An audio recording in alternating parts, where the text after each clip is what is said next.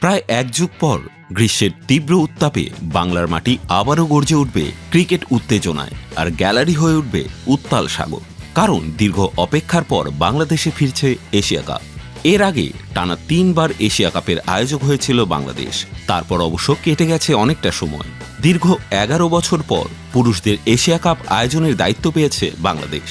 ২০২৭ Asia cup আয়োজন করবে Bangladesh cricket board BCB.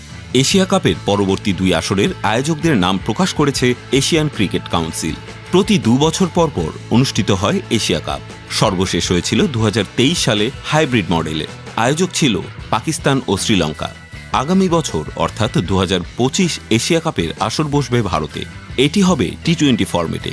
২০২৭ সালের ওয়ানডে বিশ্বকাপকে সামনে রেখে বাংলাদেশে আয়োজিত এশিয়া কাপ আসরটি হবে ওয়ানডে ফরম্যাটে। ২ আসরেই অংশ নেবে ৬টি দল।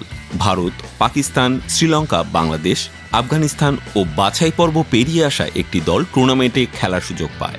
যদিও এখনও এই টুর্নামেন্টের সূচি চূড়ান্ত হয়নি, তবে জানা গেছে ফাইনাল সহ সব মিলিয়ে ম্যাচ হবে ১৩টি। সর্বপ্রথম ১৯৮৮ সালে এশিয়া কাপের আয়োজক হয় বাংলাদেশ। এক যুগের বিরতি দিয়ে ২০০০ সালে দ্বিতীয়বারের মতো আসরটি বসে বাংলাদেশে। এরপর ২০১২, ২০১৪ ও ২০১৬ সালে এশিয়া কাপ আয়োজন করে বাংলাদেশ। ঘরের মাঠের ২টি আসরের ফাইনাল খেলেছিল বাংলাদেশ।